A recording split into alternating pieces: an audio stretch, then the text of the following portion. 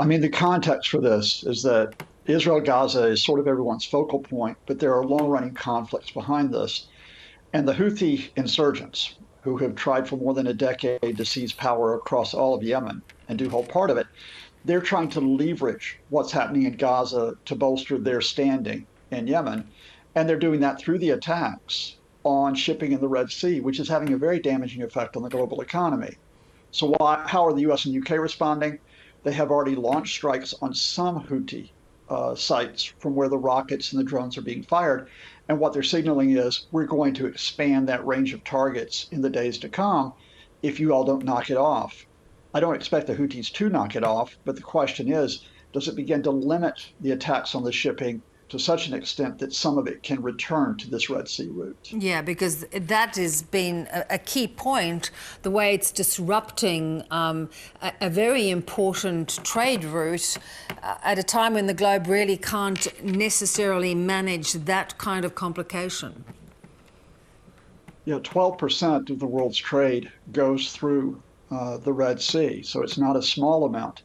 And between 50 and 80% of the container ships are now diverting thousands of kilometers around the Cape of Good Hope in Africa. And when that happens, it means they have to pay up to $1 million per shipment, US dollars. It means they have to take extra time. That means that supplies are disrupted. And when things do get to us, including in Australia, they're far more expensive. So there is this economic incentive. This isn't just simply US, UK imperialism. But the real problem here is, why would the Houthis stop? They're actually getting more headlines from this. People actually are noticing Yemen and noticing them. And it comes back to the fact that as long as Israel's continuing the open-ended attacks in Gaza, the Houthis can use this and other groups can use it as pretext for their own power plays. Yeah, and their own legitimacy almost. And of course, we know that Iran is supporting a lot of this, I don't want to say side activity because it is becoming difficult. And that's not going to stop either, is it, in terms of the Western strikes? They will keep giving them the wherewithal to do it.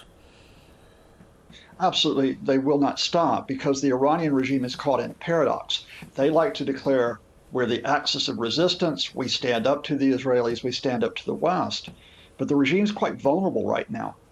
Israel, in the last few weeks, has knocked off both the Iranian top commander in Syria, and then over the weekend, they killed the top intelligence head and his deputy, wiping out the Iranian intelligence network in Syria. That's a pretty serious blow to the Iranians, who also have suffered the loss of 91 civilians in an Islamic State attack. So Iran wants to use the Houthis to say, oh, we're not weak, we're not vulnerable here, we're the guys that can stand up to you. And again, Iran has that space to make that play because of Gaza. They can pretend that they're the defenders of Palestinians as well as other peoples across the Middle East. Yeah. Let's come to Gaza, Scott, and 25,000 is now the official death toll, although it's believed to probably be a lot higher. Netanyahu, the Prime Minister of Israel, is point-blank refusing to consider some form of pathway for an independent home for the Palestinian people. Who has leverage? The US continues to back Israel. Where will the leverage come from to try and get Netanyahu to realise that there needs to be some form of solution put forward? First of all, following on your excellent package, let us be clear here that there is no incentive for Benjamin Netanyahu to end the open-ended Israeli assault on Gaza. The day that he ends this, he's politically vulnerable, because there will be a demand for elections and he'll probably lose those. And he's legally vulnerable because he could wind up in court on bribery charges. So why would he stop? So what he has done is he's doubled down. When the Americans have spoken of a two-state solution with the Palestinians, he's actually said not only no way, he said Israel will take control of all of Gaza, all of the territory from the river to the sea. And the United States, which I think is the only international power that does have leverage with Netanyahu at this point, doesn't use it. They have two things they could do. They could call for a ceasefire through the United Nations. They have balked at doing that. Instead, they've allowed Israel to continue vetoing aid into Gaza. Secondly, they could reduce military assistance to Israel. But guess what? The U.S. has actually increased military assistance to Israel since October 7th, including providing tens of thousands of guided and unguided bombs. Unguided bombs, which, by the way, kill Gaza civilians.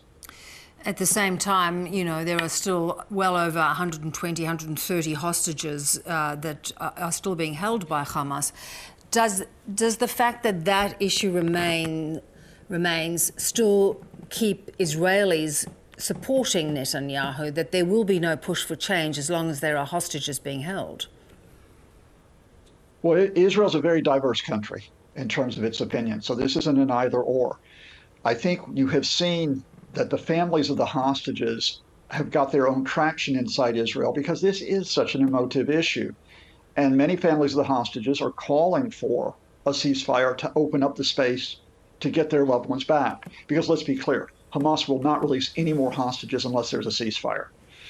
On the other hand, there are many Israelis who continue to support the line of the war cabinet that either Netanyahu's line, which is deceptive, we have to fight to get the hostages back, or more broadly, we have to establish security. And the only way to security, even if the hostages unfortunately are part of the damage, is to try to destroy Hamas.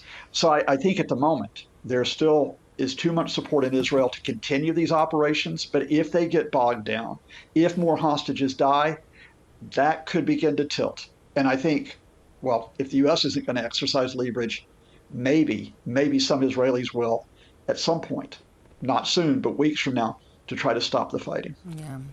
Good to talk as always, Scott. Thanks so much. Happy New Year, and thank you so much, Bev.